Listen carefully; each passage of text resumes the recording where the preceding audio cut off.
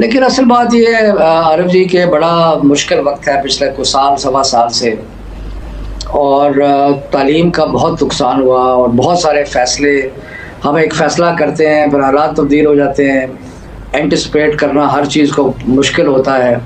पिछले साल हमने कुछ फ़ैसले किए जिनसे कुछ कमातें पैदा हुई, इसलिए इस साल कुछ उनकी तब्दीली की गई। मिसाल के तौर पे पिछले साल जो कैम्ब्रिज के AO लेवल थे उन सबको टीचर ग्रेड दे दी गई, यानी कि जो उनके उस्ताद थे उन्हीं के ग्रेड से। फिर बड़ी शिकायतें आईं, बहुत लोगों ने कहा कि हमारे से बड़ी ज़्यादती हुई है, जो ग्रेड हमें मिलने चाहिए थे वो नहीं मिले। और मैं अब क्या कहूँ कि उसके अंदर बहुत सारी चीज़ों की निशानदेही की गई, इशारे ये भी किए गए कि फेवरेटिज़म हुई, उसमें और भी फैक्टर्स आए। तो जितने भी पाकिस्तान के एजुकेशन मिनिस्टर्स थे उन्होंने आज से 5-6 महीने पहले एक असूली फ़ैसला किया था, और वो ये था, और जिसमें पीपल्स पार्टी, PMLN, PTI, बाप, सब के जो वज़रा मिलजुल के सब ने फ़ैसला किया कि इस साल हमने इम्तिहान के बगैर किसी को पास नहीं करना।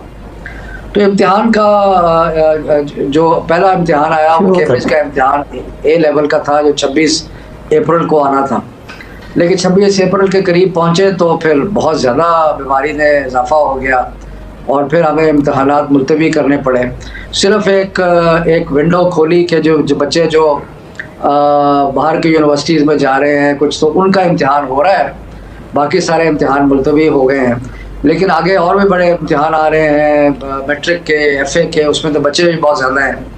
तो हमने यही फ़ैसला किया है कि आज भी हमारी मीटिंग हुई थी कि उनका भी इम्तिहान होगा, और उसके बाद जो शुरू में मैट्रिक FA का करेंगे ताकि कॉलेज, फिर हमने कॉलेज के यूनिवर्सिटीज़ के साथ मिल के ये देख रहे हैं कि किसी का कोई साल ज़ाया ना हो।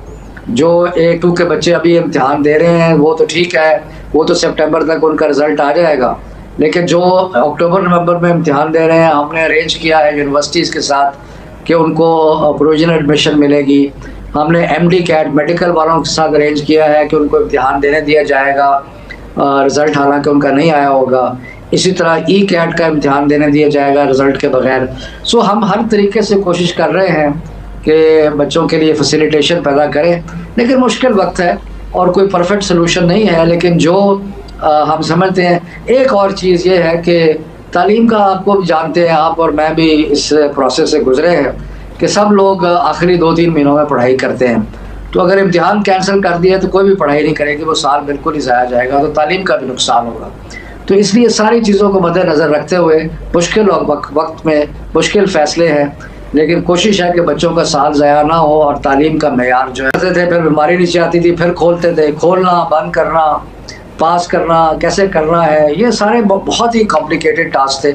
लेकिन क्लियरली जो हमारा एक मुस्तकिल फ़ैसला जो पिछले 6 माह से है वो ये है कि इम्तिहान लेने हैं और इम्तिहान मेयार बनाना है, बजाय इसके कि वो ग्रेड्स जिनकी वजह से बहुत ज़्यादा शोर पड़ा था और वो ग्रेड्स जो है वो अब काबिल कबूल नहीं है।